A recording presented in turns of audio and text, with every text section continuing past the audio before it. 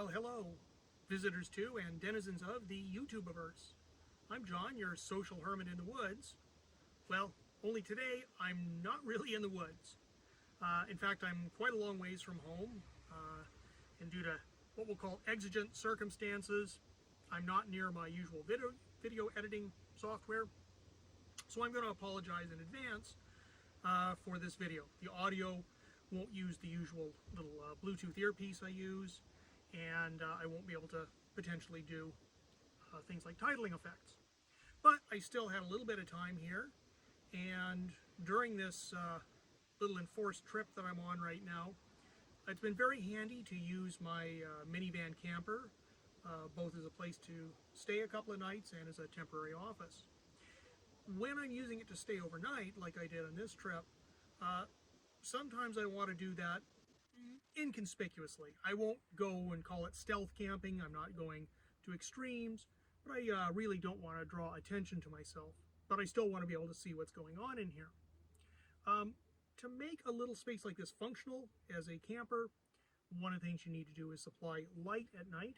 And so I thought, you know, even under these circumstances, I could do a short little video about the light I use here and why I find it useful and give you some information. So, with no further ado, what I'm going to talk about today is the Streamlight Siege AA. And like everything else I talk about, nobody's paying me to do this. I bought this myself because I did some research, and I have been really happy with it, and I'm passing that on, but that's just my own personal opinion. Okay, so what is this? Well, this is a, as you can see, a cylindrical light. It's waterproof. There's a screw-on base, which takes 3 AA cells. There we go, seal it back up. It has a retractable bail, which is very nice. I don't know if we can get this on camera, but let's try. Tip that over there. This bail is very nice for hooking over my existing clothesline racks on either side of the minivan camper, depending on where you want the light. Okay. There we go. And it folds down when you don't want it in the way. And on the bottom side, it has a retractable carabiner hook system you can use as well. It has a simple push-button switch, which actually covers multiple functions. You can bring it on. The switch itself indicates the battery status by a color code, green, yellow, or red, which is very helpful. We have a very low intensity. Hang on while I shut off the 2-meter radio. That was actually a radar type effect from an aircraft going over, causing a signal bounce into it. Okay, so you can instantly see your battery status from this. We have a low intensity red light, and I'll come back to that. Or we can switch to white at 3 intensities, low, mid, and high, and off. At red, we can also switch into a beacon mode, which flashes SOS, if you wanted that for some reason. Okay, how long does this last on batteries? With the white lights, the white LEDs, I believe it's rated for 7 hours on high and about 37 hours on low, and somewhere between that on the mid setting.